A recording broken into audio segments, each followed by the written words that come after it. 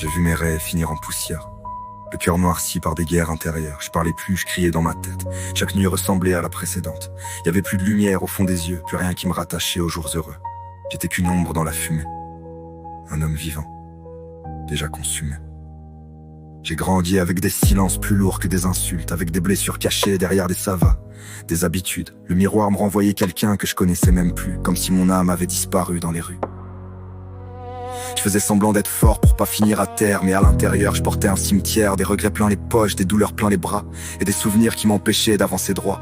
Je voulais juste respirer sans sentir ce poids, retrouver un peu de paix avant de perdre la foi, mais chaque nuit rallumait l'incendie, et je voyais mon cœur mourir dans les débris. On devient des cendres humaines quand la douleur coule dans les veines, quand les sourires cachent les tempêtes et que le noir finit par prendre la tête. J'ai brûlé dans mes propres flammes, perdu des morceaux de mon âme, mais même au bord de l'abandon, je cherche encore ma reconstruction. Les gens voient jamais les batailles invisibles, les larmes qu'on cache derrière l'air tranquille. J'ai serré les dents jusqu'à me détruire, à force de vouloir survivre sans rien dire. Il y avait des nuits où je parlais au mur, parce que les humains rendaient tout plus dur. Je comptais les heures jusqu'au matin, avec l'impression de plus valoir rien. J'ai porté la haine contre moi-même, comme une maladie qui revient sans cesse. Et même entouré, je me sentais seul, comme un cri perdu sous un linceul. Puis un jour j'ai regardé mes cicatrices comme des preuves que j'étais encore en vie. J'ai compris que la douleur laisse des traces, mais qu'elle peut pas tuer ce qui reste d'espoir en face. Alors j'ai ramassé les morceaux du passé. Chaque larme tombée m'a appris à marcher. J'ai appris que la reconstruction fait mal, parce qu'il faut démolir ses propres murs mentaux. Je suis pas guéri, non, j'avance encore, avec des fantômes accrochés à mon corps. Mais maintenant quand je tombe au sol, je trouve la force de reprendre le contrôle. On devient des cendres humaines quand la douleur coule dans les veines, quand les sourires cachent les tempêtes et que le noir finit par prendre la tête.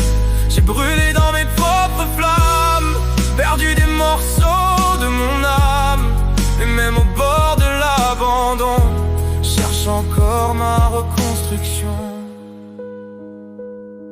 J'ai vu des proches partir sans prévenir, des promesses mourir avant de grandir. Depuis je me méfie même du bonheur, comme si aimer voulait dire souffrir. J'ai longtemps voulu fuir la réalité, me perdre pour ne plus penser, mais aucun poison soigne les blessures quand le vrai combat vient de l'intérieur. Alors j'écris pour pas sombrer, chaque phrase remplace un cri étouffé. Et si quelqu'un se reconnaît dans mes mots, qu'il sache qu'on peut renaître des flammes trop tôt.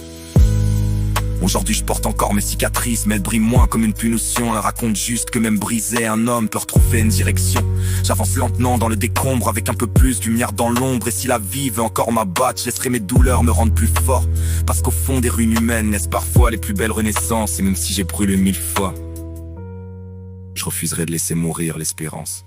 On devient des cendres humaines quand la douleur coule dans les veines, quand les sourires cachent les tempêtes et que le noir finit par fendre la tête.